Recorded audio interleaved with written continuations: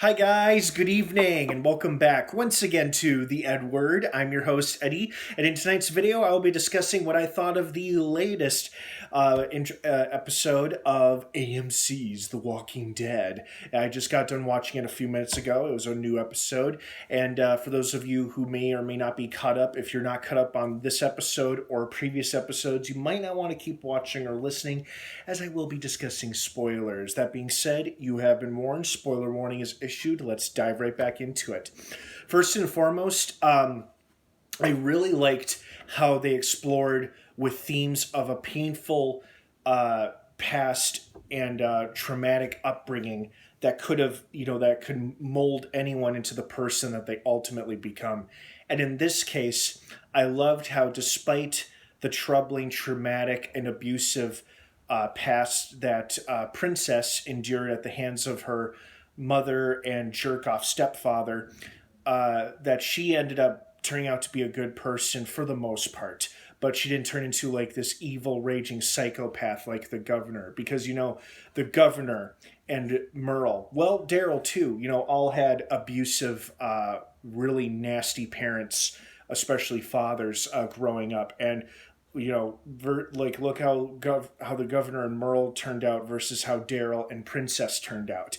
And I think this was just another great example of how people's pasts don't necessarily need to define them for the rest of their lives, and they have a chance to do things differently moving forward. And I think that's why she ultimately went back, even though it turned out to be a trap, to get her friends out of those train cars.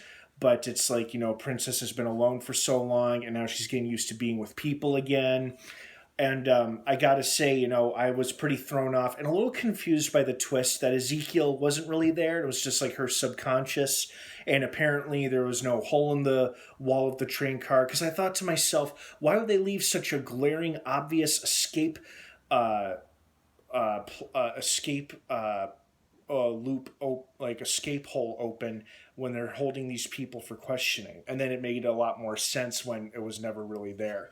And then it made me wonder, did she even talk to Yumiko or Eugene? Or were those just figments of her subconscious telling her, no, stay put, stay put. These people actually might be trying to help you and your friends' lives might depend on it.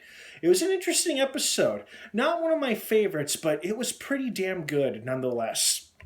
Great performance from Paulo Lazaro, who plays Princess, of course. Kari Payton did a great job, too, even though he was mostly a figment of her imagination. And I like the kid who played the armored soldier, too. And that is some impressive-looking military-grade armor. I'm very curious as to what lies in store for the 11th and final season, which I'm pretty sure this episode was teasing and leading us into.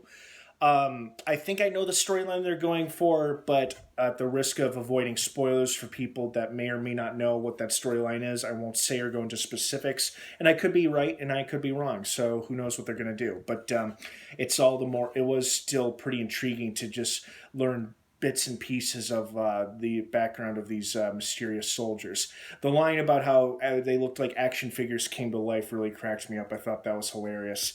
But other than that, yeah, it was a pretty good episode. I really enjoyed these character-driven episodes, and it was a very creative way to film it during a pandemic when we're supposed to be staying apart from each other, and how, for the most part, with a few exceptions, it was mostly Princess alone in that train car.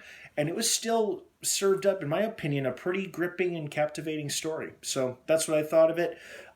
This episode, if anything, made me like Princess even more than I already did.